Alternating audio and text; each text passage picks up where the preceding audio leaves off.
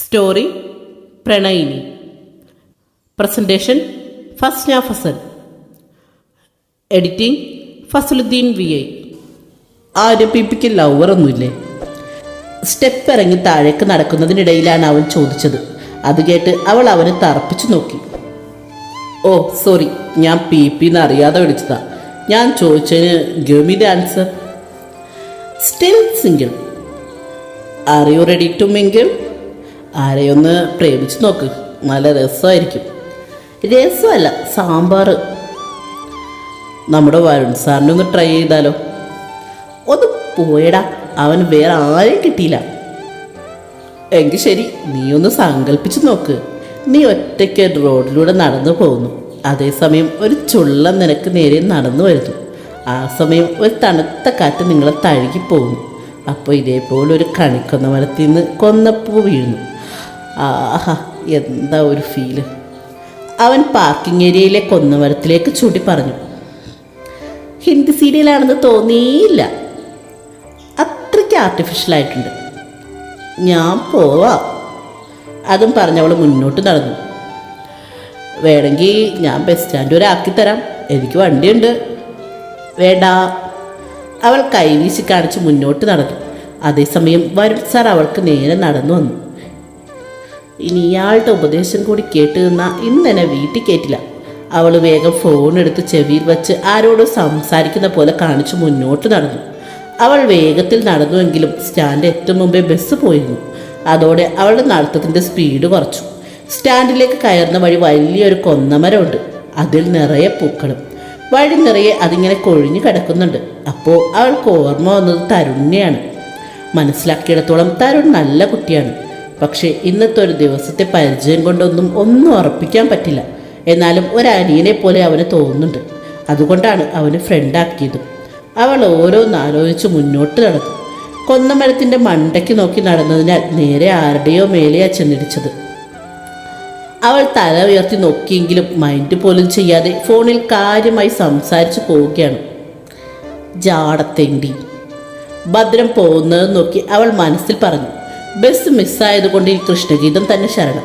അവൾ വേഗം ബസ്സിൽ കയറി. സൈഡിലെ നീണ്ട സീറ്റിൽ മാത്രം സീറ്റൊഴിവുണ്ട്. അവൾ അവിടെ കയറിയിരുന്നു. ബസ്സിൽ ചെറിയ സൗണ്ടിൽ പാട്ട് കേൾക്കുന്നുണ്ട്. ഇയാളിവിടെ പാട്ട് വെട്ടി ഓൺ ചെയ്തു വെച്ച് എവിടെ പോയി സംസാരിക്കുക? ഒന്ന് ബസ് എടുത്തിരുന്നെങ്കിൽ മനുഷ്യന് നേരത്തും കാലത്തിൽ വീട്ടിലെത്തായിരുന്നു. കൃത്യം 5:10 ഭദ്രം വന്ന് വണ്ടി സ്റ്റാർട്ട് ചെയ്തു. അതോടെ ആ ബസ്സിൽ സ്കൂൾ പിള്ളേർ നിറഞ്ഞു. ആര് ചുറ്റും നോക്കിയിരിക്കുന്നതിനിടയിൽ വെറുതെ ഒന്ന് ഭദ്രനെ സ്കാൻ ചെയ്തു. ഒരു നേവി ബ്ലൂ കളർ ഷർട്ടും കാവി മുണ്ടുമാണ് വേഷം. നെറ്റിയിൽ ചന്ദനക്കുറി ഉണ്ടെങ്കിലും അത് വിയർപ്പിനാൽ ആകെ കുതിർന്നിരുന്നു. ഷർട്ടിൻ്റെ കാര്യം പറയണ്ട, വെള്ളത്തിൽ മുക്കിയെടുത്ത പോലെയാണ് നനഞ്ഞിരിക്കുന്നത്. പിന്നെ കയ്യിലൊരു വാച്ചും. കഴുത്തിലെന്താ സ്വർണ്ണമാലയില്ലേ? അങ്ങനെ വരാൻ വഴിയില്ലല്ലോ. ഞാൻ വായിച്ച കഥകളിലെ നായകന്മാർക്കെല്ലാം സ്വർണ്ണമാല നിർബന്ധമാണ്. അതിലൊരു രുദ്രാക്ഷമോ ഏലസോ തൃശൂലമോ നിർബന്ധം. അങ്ങനെ ചിന്താഗമനായി അവനെ നോക്കിയിരിക്കുന്ന സമയം തന്നെ അവൻ്റെ നോട്ടവും തൻ്റെ നേർക്ക് വന്നു.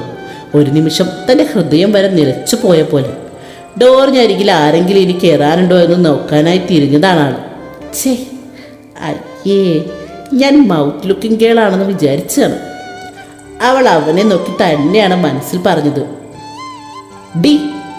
കയ്യിലൊരു തട്ട് കിട്ടിയപ്പോഴാണ് ആദ്യ സ്വബോധത്തിലേക്ക് വന്നത്. ഞാൻ എത്ര നേരമായി അമ്മാളും ആ തിരക്കിനിടയിൽ കിടന്ന് വിളിക്കുന്നു. നീ ഇത് ഏത് ലോകത്താ? പൊടിമോള് ദേഷ്യത്തിൽ ചോദിച്ചു. സോറി ഡി, ഞാൻ വേറെ എന്തോ ആലോചിച്ചിരിക്കുകയായിരുന്നു. അവളൊന്ന് അമർത്തി മൂളി. അമ്മാളുവിൻ്റെ മടിയിൽ നിന്നും ബാഗ് എടുത്ത് മാറ്റി അവളുടെ മടിയിലായിരുന്നു. ഓ, ഒന്ന് പതിയിരിക്കേണ്ട പൊടി, അമ്മാള് പറഞ്ഞു.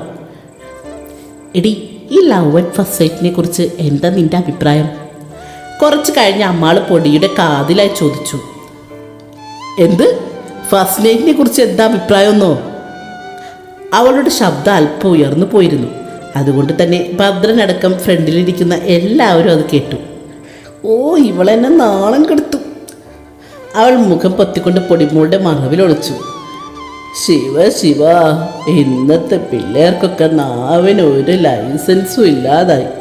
എന്താ എവിടെയാ പറയണ്ടേന്ന് ഒരു ബോധവും ഇല്ല. മുത്തശ്ശി പറയുന്ന കേട്ടതും ഭദ്രൻ്റെ ചുണ്ടിൽ ഒരു ചിരി മിന്നി മാഞ്ഞു. കുറുക്കൻ്റെ കണ്ണ് കോഴിക്കൂട്ടിലാണെന്ന പോലെ അമ്മാളുവിൻ്റെ കണ്ണ് അവൻ്റെ മുഖത്ത് തന്നെ ആയതിനാൽ അവൾ അത് വ്യക്തമായി കാണുകയും ചെയ്തു. ഒപ്പം ബസ്സിൽ കേൾക്കുന്ന പാട്ട് കൂടി ആയതും സംഭവം കളറായി. നിനക്ക് എന്താടി പറ്റിയത്? ബസ്സിൽ നിന്ന് ഇറങ്ങിയപ്പോൾ മുതൽ വെറുതെ ഇളിച്ചോണ്ട് നടക്കുന്നതാണല്ലോ. ഒന്നുമില്ല. മര്യാദക്ക് പറഞ്ഞു, അല്ലെങ്കിൽ നീ ഫസ്റ്റ് ഡേറ്റ് കാര്യം ചോദിച്ചത് ഞാൻ അച്ഛമ്മയോട് പറഞ്ഞു കൊടുക്കും. കണ്ടോ, ഇത് തന്നെയാ എൻ്റെ പേടി. നിന്നോട് വിശ്വസിച്ച് ഒരു കാര്യം പറയാൻ പറ്റില്ല. എൻ്റെ വായിന്ന് എന്തെങ്കിലും വീഴാൻ കാത്തിരിക്കുക, അത് അച്ഛമ്മയോട് പോയി കൊളുത്തി കൊടുക്കാൻ. എടി, ഞാൻ വേണമെന്ന് വെച്ച് പറയുന്നതല്ല, അറിയാതെ വായിന്ന് വീണ് പോകുന്നതാ. അല്ലെങ്കിൽ എനിക്കറിയാം നിൻ്റെ അമ്മയെപ്പോലെ നിനക്കും എന്നെ ഇഷ്ടമല്ല. അത് നേരിട്ട് പുറത്ത് പറയുന്നില്ലാന്നേ ഉള്ളൂ. ഞാനൊന്നൊക്കെ തന്നാൽ നീ ആ തോട്ടി പോയി കിടക്കും, പിത്തക്കാളി. ഞാനൊരു കാര്യം പറയാം, പക്ഷെ ആരോടും പറയരുത്. പറഞ്ഞാൽ പിന്നെ ഞാൻ നിന്നോട് ഒരു കാലത്തും വേണ്ടില്ല, സത്യം. പൊടിമുള ആരോടും പറയില്ല. എന്നാ നിനക്ക് കൊള്ളാം. എടി, എനിക്ക് അയാളോടൊരു ക്രഷ് തോന്നാം. ആരോട്? ഭദ്രനോട്. പ്രേമോ? നിനക്കോ? ആ പഞ്ചായത്ത് മുഴുവൻ കേൾക്കാൻ പാകത്തിൽ അവൾ അലറി. നീ എൻ്റെ പുക കണ്ടേ അടങ്ങൂ. എടി, പ്രേമൊന്നും അല്ല, ഒരു ക്രഷ്, അട്രാക്ഷൻ. അങ്ങനെ അല്ല, അഫെക്ഷൻ അല്ലേ? അഫെക്ഷൻ അങ്ങനെ എന്തോ. അമാളു, നീ വെറുതെ ആവശ്യമില്ലാത്ത പണിക്ക് നിൽക്കണ്ട. നീ തന്നെയല്ലേ പറഞ്ഞത് അയാളൊരു ഗുണ്ടയാണെന്ന്? പിന്നെ അയാളുടെ കണ്ണ് കണ്ടാൽ തന്നെ അറിയാം, നല്ല ഒന്നാം തരം കുടിയനാ. അതിനിപ്പോൾ എന്താ? ഞാൻ വായിക്കുന്ന കഥകളിലെ നായകന്മാർ അങ്ങനെയൊക്കെയാണല്ലോ. നായിക വരുന്നതോടുകൂടി എല്ലാം ശരിയാവും. അവൾ ചിരി അടക്കി പിടിച്ച് പൊടിമോളെ ഒന്ന് നോക്കി. നിനക്കേ കഥ വായിച്ചു വായിച്ച് ഭ്രാന്തായതാ. എടി, നീ ശരിക്കും സീരിയസ് ആണോ? അവൾ ഇടം കണ്ടിട്ട് പൊടിയെ നോക്കി. എടി വേണ്ടാട്ടോ, പൊടിമോൾ ടെൻഷനിൽ പറഞ്ഞു. അപ്പോഴേക്കും അവർ വീടെത്തിയിരുന്നു. എടി, നീ വൈകുന്നേരം വരുന്നില്ലേ കല്യാണ വീട്ടിലേക്ക്? ഞാനൊന്നുമില്ല. വാടി, നമുക്ക് പോയിട്ട് വരാം. ഞാനൊന്ന് ആലോചിക്കട്ടെ. അതും പറഞ്ഞ് ആര്യ വീട്ടിലേക്ക് നടന്നു. മോള് സുന്ദരി കുട്ടിയായിട്ടുണ്ടല്ലോ. അല്ലെങ്കിലും എൻ്റെ അമ്മാളുവിൻ്റെ മോളല്ലേ, അപ്പോൾ അവളുടെ ഭംഗി കിട്ടിയില്ലെങ്കിലല്ലേ അത്ഭുതമുള്ളൂ. പൊടിമോളെ നോക്കി ഒരു സ്ത്രീ പറഞ്ഞതും അച്ഛമ്മയുടെ മുഖം 100 വാട്ടിൽ മിന്നി. ഇതാ ഞാൻ എവിടേക്കും വരുന്നില്ല എന്ന് പറഞ്ഞത്. പുറത്തേക്ക് ഇറങ്ങിയ തുടങ്ങി. കാര്യം, ഞാൻ അവളുടെ അത്ര ഭംഗിയില്ലെങ്കിലും ഇങ്ങനെ ചെയ്യാൻ പാടുണ്ടോ? ഞാനൊരു മനുഷ്യക്കുഞ്ഞല്ലേ, സങ്കടം വരൂലേ? അവർ പരസ്പരം പറയുന്ന കേട്ട് ആര്യ ഫോണിൽ നോക്കി ആത്മകഥിച്ചു. ഈ കുട്ടിക്ക് ഒന്നും തിന്നാൻ കൊടുക്കാറില്ലേ ദേവകിയമ്മേ? തുടങ്ങി പെണ്ണുപിള്ള. അവൾ മനസ്സിൽ പറഞ്ഞ് പുറത്തൊന്ന് ചിരിച്ചു കാണിച്ചു. ശരിക്കും പൊടിമോളേക്കാൾ 4 വയസ്സിനോ മറ്റോ മൂത്തതല്ലേ ഈ കുട്ടി. പക്ഷെ കണ്ട പൊടിയേക്കാൾ ചെറുതാണല്ലോ. ഇങ്ങനെ ഒടിഞ്ഞു തൂങ്ങി നടന്നാൽ ശരിയാവില്ല. കല്യാണപ്രായമൊക്കെ ആയില്ലേ, വല്ലതും കഴിച്ചൊക്കൊന്ന് ഉഷാറാവും, എന്നാലേ ചെക്കന്മാർക്ക് ഇഷ്ടാവും. അതും പറഞ്ഞ് അവരൊന്ന് ചിരിച്ചു. അതെന്തുകൊണ്ടോ അവളുടെ മനസ്സിൽ തന്നെ കൊണ്ടു. തിരിച്ചു പറയണമെന്നുണ്ട്, പക്ഷെ കഴിയുന്നില്ല. ഈ പറഞ്ഞതിനുള്ള മറുപടി ഡയലോഗ് നാളെ ബാത്റൂമിൽ ഇരിക്കുമ്പോഴേ ഓർമ്മ വരും. അല്ലെങ്കിലും അത് അങ്ങനെയാണല്ലോ. അതെ, 2 ചെയർ ഒഴിവുണ്ട്, കഴിക്കാൻ 2 പേര് വാ. ഒരു ചേട്ടൻ റൂമിൽ വന്ന് വിളിച്ചു പറഞ്ഞു. നിങ്ങൾ പോയി കഴിച്ചോ കുട്ടിയോളെ. അച്ഛമ്മ പറഞ്ഞതും അമ്മാളുവിന് ശ്വാസം നേരെ വീണു. ആൾക്കൂട്ടത്തിനിടയിൽ നിന്നും ഇറങ്ങി ഓടാൻ വരെ തോന്നിപ്പോയി. വീടിൻ്റെ ഉമ്മറത്ത് പന്തലിട്ട് അവിടെയാണ് തലേ ദിവസത്തെ സദ്യ നടത്തുന്നത്. മക്കൾ ഇവിടെ നിൽക്ക്, അവിടെ വേറെ 2 പേര് വന്നിരുന്നു. എനിക്ക് കസേര ഒഴിയുമ്പോൾ മാമൻ വിളിക്കാം. അവർ മുറ്റത്തേക്ക് ഇറങ്ങിയതും ആ ചേട്ടൻ പറഞ്ഞു, ഈ ചമ്മൽ മറയ്ക്കാൻ നമുക്ക് പോയി കൈ കഴുകിയാലോ, അപ്പോഴേക്കും കസേര ഒഴിയും. അതും പറഞ്ഞ് അവർ വീടിൻ്റെ സൈഡിലേക്ക് നടന്നു. 2 ഡ്രമ്മിലായി നിറച്ചു വച്ചിരിക്കുന്ന വെള്ളത്തിൽ കൈ കഴുകി തിരിഞ്ഞതും പൊടിമോൾ അവളുടെ തോളിൽ തട്ടി അപ്പുറത്തേക്ക് ചൂണ്ടി. അവിടെ ഒരു ഭാഗത്ത് കൂട്ടിയിട്ടിരിക്കുന്ന പാട്ടകൾക്ക് മുകളിൽ ഇരുന്ന് കുറച്ചു പേര് വെള്ളവാടിയാണ്. കൃഷ്ണഗീതം ബസ്സിലെ കണ്ടക്ടർ കിളി, അന്ന് നമ്പർ തന്ന പയ്യൻ ഭദ്രൻ, പിന്നെ വേറെ ചില പയ്യന്മാരും. ഇവിടെ നിൽക്കാതെ നീങ്ങ് വന്നേ മാളൂ. അവളുടെ കൈ പിടിച്ചു വലിച്ചു നടന്നു. അപ്പോഴേക്കും അവിടെ നിന്ന് കേൾക്കാം ഭദ്രൻ്റെ അലറിക്കൊണ്ടുള്ള പാട്ട്. ഇടി. കഴിക്കുന്നതിനിടയിൽ അമ്മാള് പതിയെ വിളിച്ചു. എന്താടി, ചിക്കൻ വേണ്ടേ? വേണ്ടെങ്കിൽ കഴിക്കണ്ട. അത് പറയലും അവളുടെ ഇടയിൽ നിന്നും അതെടുക്കലും കഴിഞ്ഞു. അത് കണ്ട അമ്മാളും അവളെ കൂർപ്പിച്ചു നോക്കി. ഡി, ഞാനെൻ്റെ കൃഷി വിട്ടു. എന്തോ അയാളത്ര ശരിയല്ല. നീ പറഞ്ഞ പോലെ മുഴുക്കുടിയനാ. ഏയ്, നീ അങ്ങനെ പറയരുത്. നീ വായിക്കുന്ന കഥകളിലെ നായകന്മാരങ്ങനെയൊക്കെയാണല്ലോ. നായിക വരുന്നതോടുകൂടി എല്ലാം ശരിയാവും. എന്നാലും ഇയാളിത് ഏത് ബ്രാൻഡായിരിക്കും അടിച്ചിട്ടുണ്ടാവുക? അവിടെ കിടന്ന് മടമടാന്ന് കുടിച്ചിട്ടും പുഷ്പം പോലെയല്ലേ നടക്കുന്നത്. സദ്യ വിളമ്പുന്നവനെ കണ്ട ആര്യ പറഞ്ഞു. നല്ല കപ്പാസിറ്റി ഉണ്ടാവും, അതാ. എല്ലാം നിന്റെ ഭാഗ്യം. അവൾ കളിയാക്കിക്കൊണ്ട് പറഞ്ഞതും ആര്യ അവളെ നോക്കി ദഹിപ്പിച്ചു. ചേട്ടാ, ചിക്കൻ. പൊടി മുൻപിലൂടെ പോകുന്ന ആളെ വിളിച്ചു. ചിക്കനുമായി പോകുന്ന സജിത്ത് ശബ്ദം കേട്ട് തിരിഞ്ഞു നോക്കി. പൊടിക്ക് കയ്യിലെ പാത്രത്തിൽ നിന്നും ചിക്കൻ വിളമ്പി. പെങ്ങൾക്ക് കുറച്ച് ചിക്കൻ ഇടട്ടെ? അത് കേട്ട് അമ്മാൾ എന്നോട് എന്ന രീതിയിൽ നോക്കിയതും അയാൾ വിളമ്പി കഴിഞ്ഞിരുന്നു. ഇനി എന്തെങ്കിലും വേണമെങ്കിൽ പറഞ്ഞാൽ മതി. ഭദ്രേട്ടൻ്റെ കയ്യിൽ കുറച്ച് ചോറ് കൊടുത്തുവിടാം. എന്തിന്? അവൾ അന്തം വിട്ടു. വെറുതെ. അവളെ നോക്കി കണ്ണിറക്കിക്കൊണ്ട് സജിത്ത് പോയി. അയാളെന്തിനാടി അങ്ങനൊരു ടോക്കിയത്?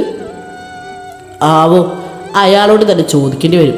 എടി, പിന്നെ ഒരു കാര്യം, നിന്റെ ഭദ്രനെ കാണാൻ ഒരാന ചന്തമൊക്കെ ഉണ്ട്. അവൾ പറയുന്നത് കേട്ട് ആര്യ ഭദ്രനെ ഒന്ന് നോക്കി. ശരിയാ, ആരായാലും ഒന്ന് നോക്കിപ്പോകും. താടി മുടിയൊക്കെ ഒന്ന് വെട്ടി ഒതുക്കിയാൽ പിന്നെ പറയുകയും വേണ്ട. സാധാരണ അവനെ കാണുമ്പോൾ കായമുണ്ടും ഷർട്ടും ആയിരിക്കും. ഇന്നൊരു വെള്ളമുണ്ടും കരിമ്പച്ച ഷർട്ടുമാണ്. പിന്നെ ചന്ദനക്കുറി എപ്പോഴും കാണും നെറ്റിയിൽ. അതേ, വായ്നോക്കൽ കഴിഞ്ഞെങ്കിൽ ഒന്ന് വേഗം കഴിച്ചെഴുന്നേക്കോ? പൊടി പറഞ്ഞതും അവൾ വേഗം കഴിക്കാൻ തുടങ്ങി. എന്നാലും ഈ ഭദ്രേട്ടന് എന്തൊരു അൺറൊമാൻറ്റിക്കാ വിനുവേട്ടാ. ആ പെങ്കൊച്ച് എത്ര നേരമായെന്നറിയോ ഈ മനുഷ്യനെ നോക്കിയിരുന്നേ. എന്നിട്ട് ചന്തയിൽ വെച്ച് കണ്ട പരിചയം പോലും കാണിക്കുന്നില്ല. സജിത്ത് കഴിച്ചെഴുന്നേറ്റ് പോകുന്ന ആര്യയെ നോക്കി പറഞ്ഞു. അച്ഛമ്മയുടെയും കൂടി കഴിച്ചു കഴിഞ്ഞതും അവർ ഇറങ്ങാൻ നിന്നു. പൊടിമോളുടെ അമ്മയുടെ കൂട്ടുകാരിയുടെ മകൻ്റെ കല്യാണമാണ്. ഇറങ്ങാൻ നേരം അമ്മാളവിൻ്റെ കണ്ണുകൾ തൻ്റെ മുന്നിലൂടെ സാമ്പാറുമായി പോകുന്നവരിലേക്ക് നീണ്ടു. പട്ടച്ചാരായ? പൊടി പതിയെ പറഞ്ഞു. എന്ത്? ഡി, നീയല്ലേ ചോദിച്ചത് ഏത് ബ്രാൻഡാന്ന്?